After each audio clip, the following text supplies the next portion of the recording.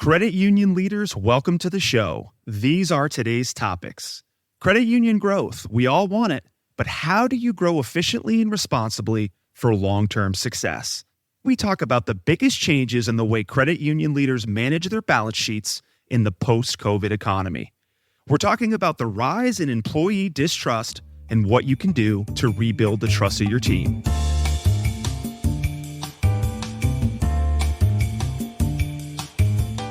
Welcome to Grow Your Credit Union. This is the podcast where credit union leaders gather, learn, and grow. I'm your host, Joshua Barkley. With me today is my co-host, Becky Reed. Becky, say hello to our audience. Howdy, y'all. Before we begin today's show, I want to first mention our brand new sponsor, Strum Platform. They help credit unions accelerate deposit, loan, and relationship growth with smarter marketing analytics. We'll talk more about Strum Platform later in the show. Becky, you know where I am right now? I'm in the opposite of where you are, culturally, salsa speaking. When I mean salsa speaking, I mean, you remember that old salsa commercial?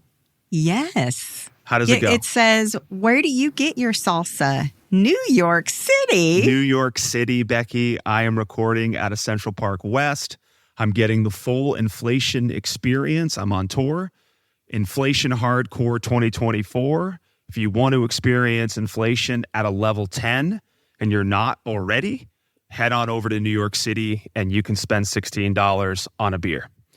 With that being said, Becky, let's introduce today's guest. I'm talking about the president and CEO of Landings Credit Union, Brian Lee. Brian, welcome to Grow Your Credit Union. Hey, happy to be here, guys. If I had $1 for every time I heard the word growth, I'd be retired on the beach with a talking parrot listening to Jimmy Buffett tunes from a beachfront bar. But with all the talk about growth, credit union leaders still can't agree on the best way to achieve it. When we say growth, what are we really talking about? Is it member acquisition? Are we increasing products per member, boosting total assets under management, or something else? As margins get tighter, leaders must choose the right path to growth and, more importantly, how to achieve it responsibly. Brian, you've gone from CFO to CEO. You know the numbers better than most. How do you balance responsible, efficient growth with the idea of growth at all costs? It's a great question. So I like that you talked about the beach. I love the beach. I love surfing. And one of my favorite quotes is by a guy named John Kabat-Zinn, who said, "You can't stop the waves, but you can learn to surf." I use that often when I even think about how we approach growth, that it isn't this steady thing. And back when I was in high school, I learned how to surf. And when I first saw it, right, I'm like, hey, you just go on out there, paddle out there, jump on the first wave you see, and you're good to go. And then as you watch people out there that know how to surf, you'll see them, they'll take a little while on the beach, they'll watch the waves, they'll go out there, they'll sit on their board for a while out in the ocean, and they're patient and they wait. Pretty soon, if you're one of those people like me, an overeager beginner, you're going to learn that if you don't catch the waves at the right time, you're going to have a horrible day and it's not going to be any fun.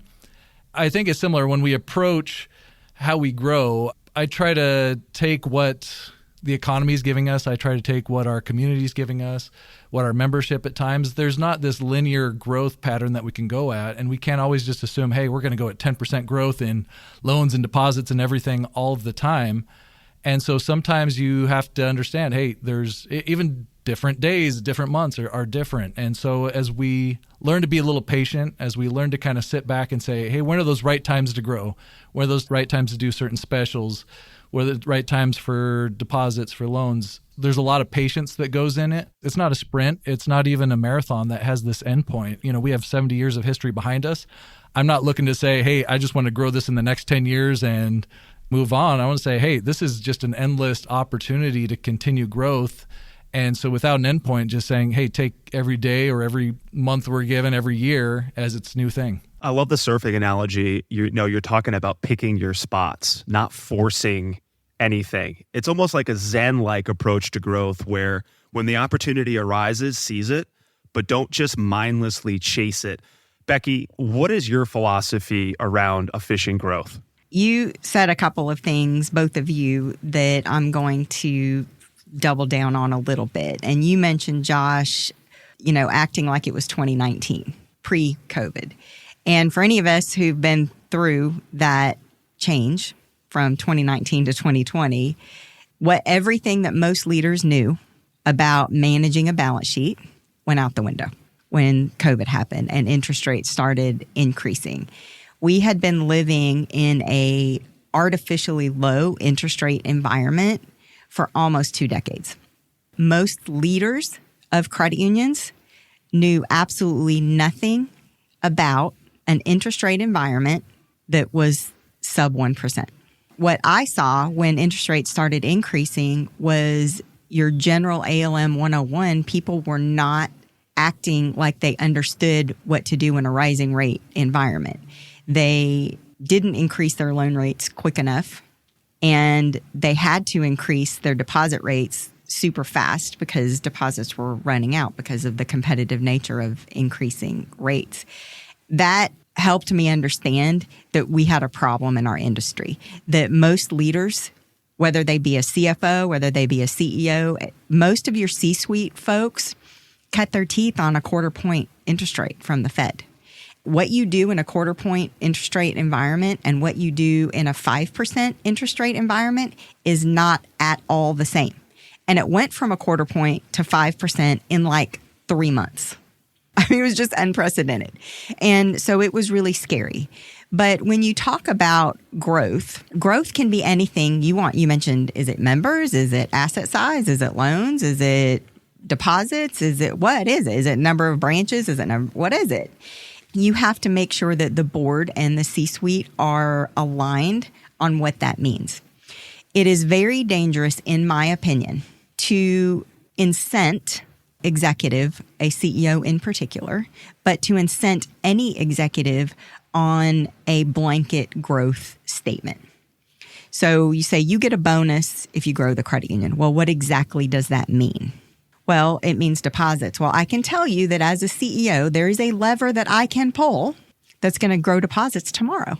And that's, I can offer an 8% CD. I'll get all the deposits I want. Is that the best thing for the credit union? No. But if you have given me bonus or salary incentive language that says all you have to do is grow deposits to X, well, you're probably incenting the wrong thing. You have to be really intentional about the language that you're using around growth metrics, incentive structures, including for your staff, to make sure that it is healthy growth, that is the right kind of growth. And he mentioned earlier about sitting and kind of watching the waves.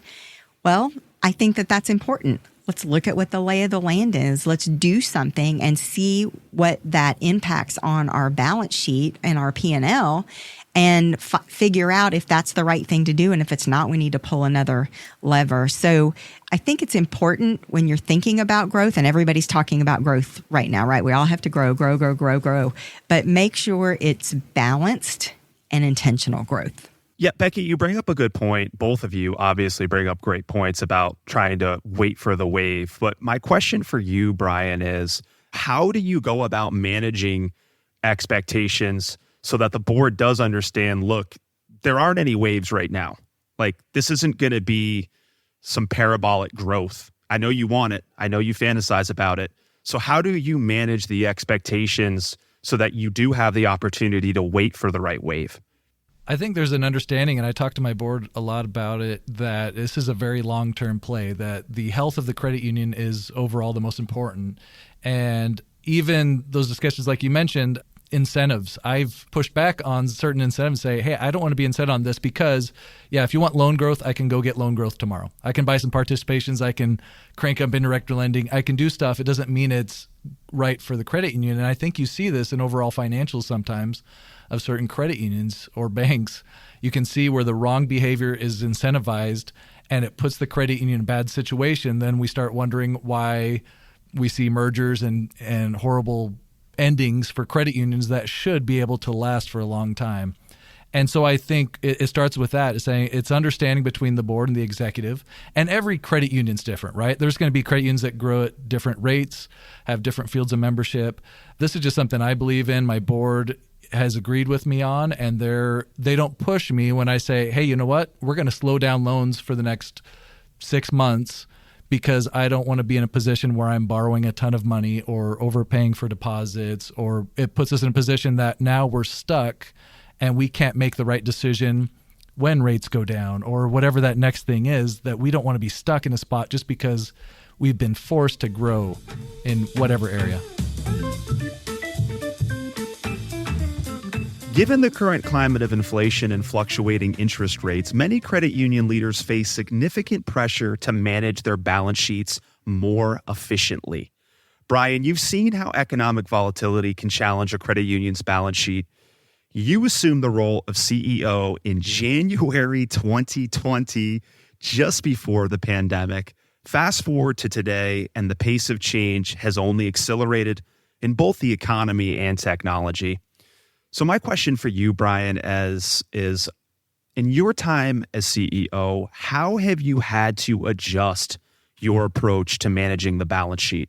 Well, I love what Becky said earlier about how it doesn't matter if you've been a CEO for the last 30 years or you just started right now. These are all new scenarios we're running into, right? There are different cycles, but what's happening now with rates, with the amount of cash in the system, this is different than anyone's ever seen. I've talked to CEOs who've been doing this for 30 years, and they're still kind of like, well, let's see what happens. They don't have a playbook for this. And so, yeah, I did have great timing. At the beginning of 2020, took over in the role, had great plans. And then you have to start looking at saying, wow, what do we do in this scenario?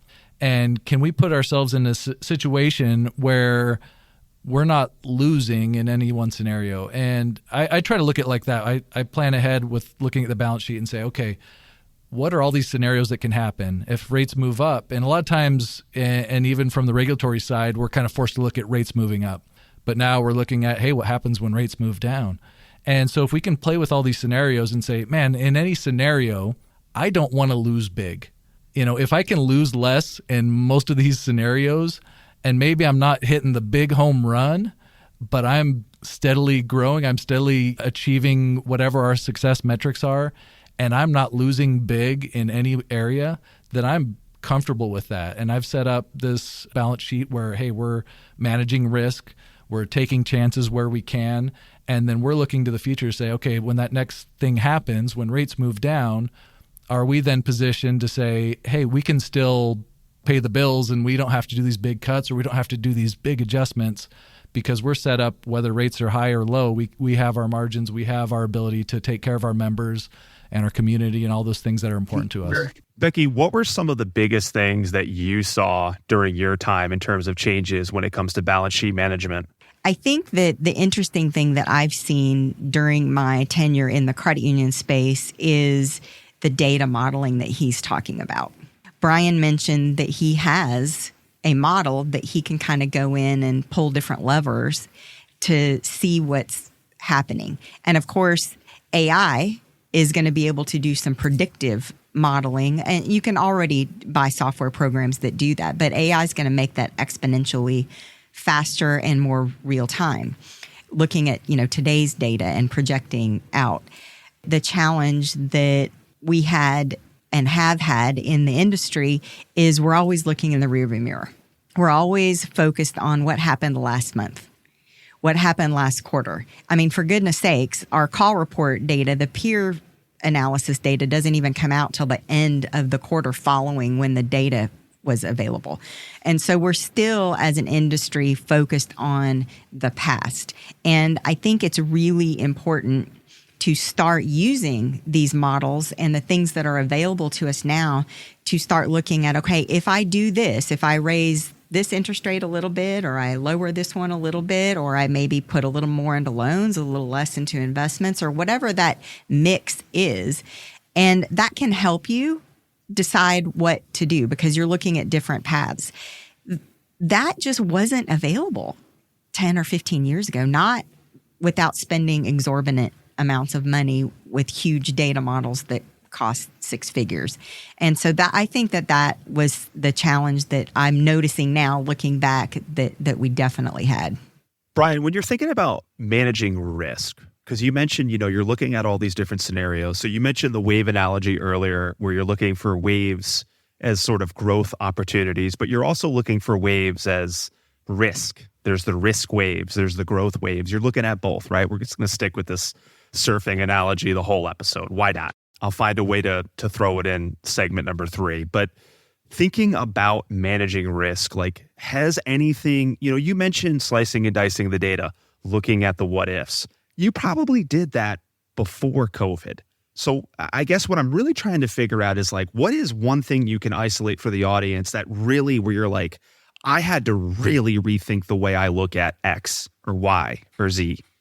I think to me, it was even coming into the role is we'd been sitting in low rates. We'd been in this environment where you could kind of predict certain things. And I think with everything else that was going on with COVID, it was kind of the same thing of, man, I don't know what's going to happen tomorrow. So I need to keep some options open on how to react to what happens. So I think risk management is knowing that you can't control everything.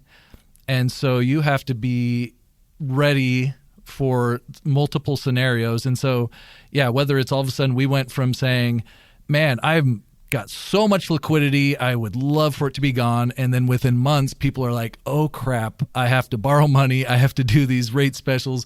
I have to do everything because I'm in trouble. And so just when you think, hey, things are stable, I'm good, something's going to change. And so we have to be in a position where we can react to that. That's why we build up our net worth. That's why we have these different ratios to say this is safe and sound and we're not too extreme in any area. We want to give a shout out to our sponsor, Strum Platform. Strum Platform is a cutting-edge customer data solution designed to empower credit unions with the tools they need to thrive in a competitive digital landscape. Strum Platform specializes in hyper-targeted marketing through advanced automation capabilities, ensuring every member interaction is tailored to enhance engagement and drive growth. The platform integrates seamlessly with existing systems, streamlining workflows and maximizing efficiency across marketing campaigns. From targeted messaging to comprehensive analytics, Strum Platform enables credit unions to optimize their marketing strategies and deliver impactful results. Statewide Federal Credit Union used Strum Platform to attract more than $12 million in new deposits in less than a year. Their platform allowed Statewide Federal Credit Union to profile the lifestyles of their members and create precise marketing segments. Ready to connect with customers and members with the right message at the right time? Discover the power of Strum Platform by contacting Strum to schedule a demo and see firsthand how we can revolutionize your marketing approach at strumplatform.com. That's STRUM platform.com. When it comes to being a great leader, having the trust of your employees is essential. However, if your employees don't feel trusted, this could hinder their faith in your leadership.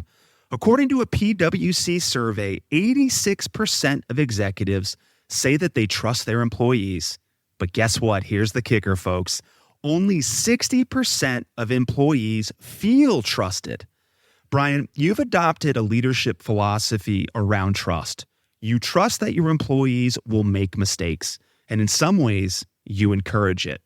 And I think perhaps that could be a great way for leaders to gain more trust from their employees. So, Brian, can you please share your leadership philosophy around your mantra, make mistakes matter? Yeah, I think first of all, it doesn't make sense for us to go through all these processes, interviewing people, hiring someone, and then not trusting them to actually do that job that we've asked them to do. And I think sometimes we're so afraid that someone's going to make a mistake, right? We put all these controls, and there's black and white rules. There's certain things that we need to protect risk. But there's so many times where we don't want to let someone make a decision because we're afraid they're going to make the right decision. When you're in the leadership role, you look at it and say, man, here's how I would do something. I want to clone myself and have everyone do it the same way I would. And it's really hard as a leader to then look back and just say, hey, you know what?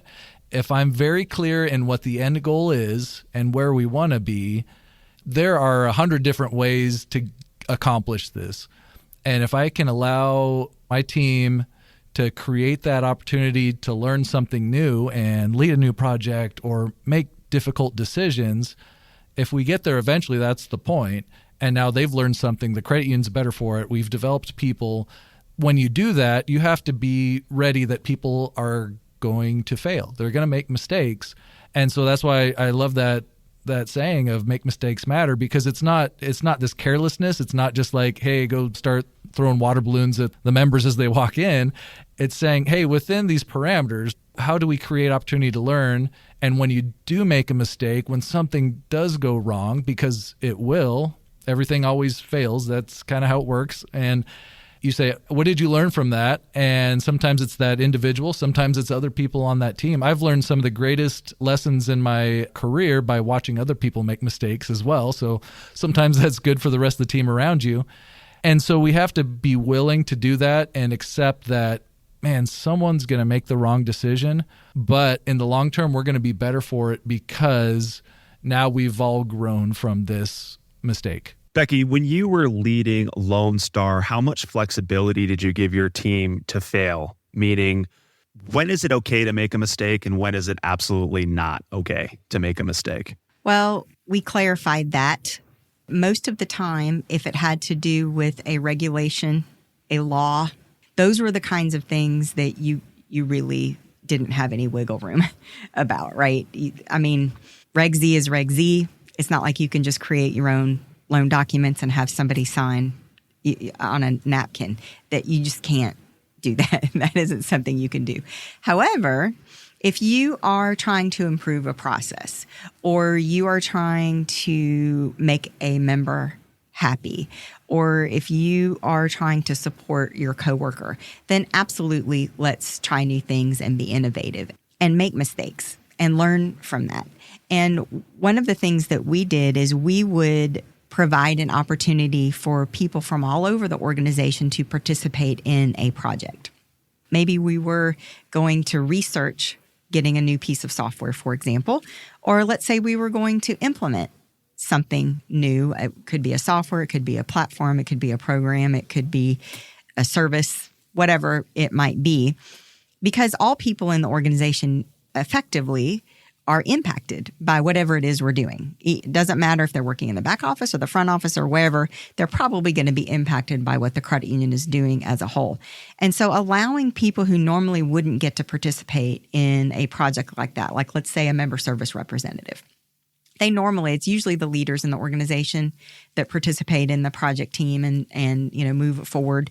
But the member service person's voice is not in that equation. They don't get to experience that. And so we would put together these small teams and they would get to go through a process iteratively and fail. They would get to see the team fail. They would get to see each other fail. They would get to witness people having disagreements about how to move forward and how that got resolved. And so we just created a culture of fail fast and pivot and learn from those mistakes, like Brian said, whether it was your mistake or someone else's. And it's okay. Nobody died. We're moving forward. It's all right. Let's move on. So that's what we did at Lone Star. Let's talk a little bit about the overall sort of premise of the stat that 60% of employees in this survey did not feel trusted. So back over to you, Brian. By allowing your team to, make mistakes matter, do you feel that increases the sense that your employees are trusted? I mean, shoot, if you trust me to go make mistakes and I don't need to ask you to do everything, I feel like I would feel trusted. Has that shaped out at your credit union? Yeah, I think so. It's funny. I used to do a lot of work with young professionals in the industry. And one thing that we heard several times was, hey, our credit union felt they need to put it out there and say, hey, come up with ideas. Here's a suggestion box. Or they would ask, different demographics of their employees. Hey, what about this? And they said, hey, I'd work really hard on something or some great idea and it would go nowhere, or I wouldn't hear back, or they'd be like, yeah, no, we're not doing that. And so I'm never doing that again. And so there's nothing more discouraging for whether you're a young professional or later in your career that we're saying, hey, bring great ideas. Hey, bring your best self every day to work. Let's work as a team. And then if we never let someone participate in that teamwork, then that's when those statistics are off. And so if we actually live that and say, man, hey, let's bring someone in that I'm not sure if they can handle this, but let's let them try it. They're going to say, hey, I was trusted enough to jump in the lead of this thing that's maybe not even my job description, and it gave me an opportunity. And that's why I think we can get that a little closer. And then also it's celebrating those. It's looking at at the results of those and going back and saying, wow, hey, here's what we accomplished, or here's what we learned from either the failure or the successes, and then let's move on next thing and keep it going, and not backing away from, that intent with this. Becky, anything to close out? Because I know that you do a really good job of giving that freedom to your employees. So from your standpoint, did you see sort of an increase in your team feeling like they were trusted when you gave them that room to make mistakes and be creative? That wasn't a question. Trust wasn't a question that we asked on our employee survey every year, but I think it goes along with feeling valued and having the leaders in the organization walk the talk. It probably was the case when people submit things to an idea suggestion box that somebody in the organization looked at those and decided these will go forward and the other ones don't. And so it was just a lack of communication that the person who submitted the idea didn't get any feedback. And so, of course, you're not going to do that again because you have no idea. Did they like it? Did they not like it? Did somebody else take it and run with it? I don't know. It just went into a black hole. So I think that communication and doing what you say you're going to do is paramount to establishing that trust relationship between the leaders of the organization and the staff. And at the end of the day, just do what you say you're going to do. Well said. That brings us to the end of the show. Brian, give us your final thoughts. It's an interesting time to be leading a credit union right now, and there's so many amazing people out there that are doing some really great things, and so I'm just happy to be part of it. We don't know what's going to happen, but I think the more that we put trust in our teams, we put trust in how we analyze risk, and then when it comes down to it, how are we taking care of our members, and keep that long-term view of saying, hey, we're here for a reason, we're owned by a membership. They need things that we need to provide for them. This isn't a selfish industry, and so we need to make sure that we're here a long time to make sure they're taken care of. And where can our listeners get a hold of you if they're listening and they're like, Brian said some awesome stuff. I'd love to reach out to him. You can reach out to me on LinkedIn. I'm on there quite a bit, or email me at blee@landingcu.org. Becky, give me your final thoughts. Sorry, that was aggressive. Becky, please hand me over your final thoughts. So, it's a tough world out there. As a leader, especially being a CEO, and Brian can attest to this, and so can I, it is a very lonely place to be. It can get really hard when you see all of this stuff happening, and a lot of it you just have no control over. You're in a reactionary role. You're trying to figure out what's going to happen tomorrow, and all I can say is after being in this industry for almost 30 years, I can tell you that tomorrow is a new day and the sun will come out tomorrow. So keep the faith. And Becky, where can people get a hold of you? LinkedIn is the best place to find me. Becky Reed. You'll figure out where in the world is Becky because I'm all over the place. So just follow me on LinkedIn. That's probably the easiest way. Of course, Becky at banksocial.io. You can email me as well. But LinkedIn is probably the best way to see what I'm up to. Awesome. Listen, I want to thank our guest, Brian Lee. I want to thank my co-host, Becky Reed. And I want to thank our sponsor, Strum Platform. They help credit unions accelerate deposit, loan, and relationship growth with smarter marketing analytics. And lastly, but definitely not leastly, a special thanks to you, our listeners, for continuing to support and listen to another episode of Grow Your Credit Union. Remember, if you like the show, please follow us on your podcast player of choice and share an episode with someone who would benefit from listening. If you want to be a guest or would like to talk about sponsorship opportunities, head to growyourcreditunion.com to learn more. Thank you for listening, and we will see you next time. Take care, and bye-bye.